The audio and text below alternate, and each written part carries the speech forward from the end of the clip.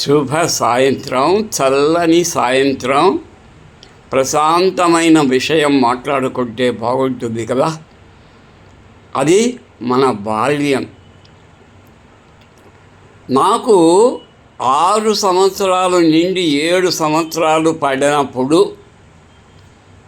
బడిలో వేశారు. అది 1వ తరగతిలో చేర్చారు. సామాన్యంగా 5 సంవత్సరాలు నిండిన వెంటనే వేయాలి. కానీ మా ఇంట్లో నేనొక్కడే పసివాణ్ణి. నాకు 7 సంవత్సరాలు వచ్చినా వాడికి పాలు తాగే పిల్లవాడినే. నాకు పాలే తాగించేవాళ్ళు, లేదు ఓవల్టీన్ తాగించేవాళ్ళు, బిస్కెట్లు. అసలు కారం అనేది నేను 8 దాటే వరకు కారం అనేది తినలేదంటే అతిశయోక్తి కాదేమో. సరే, అది పక్కన పెడదాం. ఇక పాఠశాలలు, ప్రాథమిక పాఠశాలలు, సమితి పాఠశాలలు, బోర్డు పాఠశాలలు. అప్పుడు జిల్లా పరిషత్తులు లేవు, మండల పరిషత్తులు లేవు, సమితి పాఠశాలలు ఉండేవి.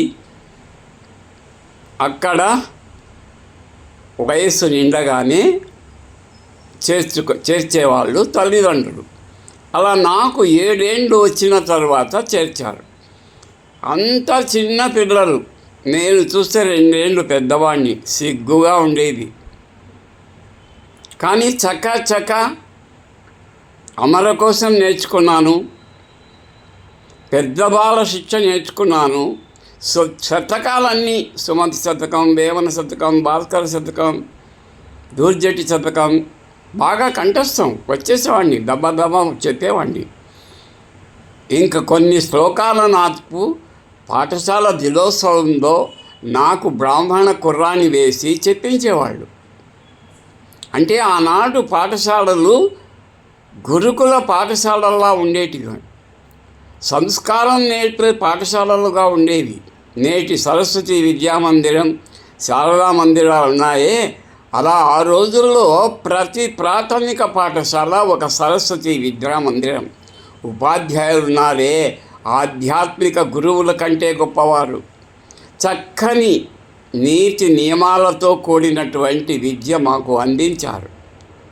చక్కగా హితబోధ చేసేవాళ్ళు, దగ్గర కూర్చోబడేవాళ్ళు. ఇక లేడీ టీచర్స్ అయితే వాళ్ళ ఒడిలో కూర్చోబెట్టుకొని మంచి మాటలు చెబుతూ చక్కగా అమృతం లాంటి అక్షరాలు మా నోట్లో పోశారు. అందుకే అది నేటికి నిలిచి ఉంది.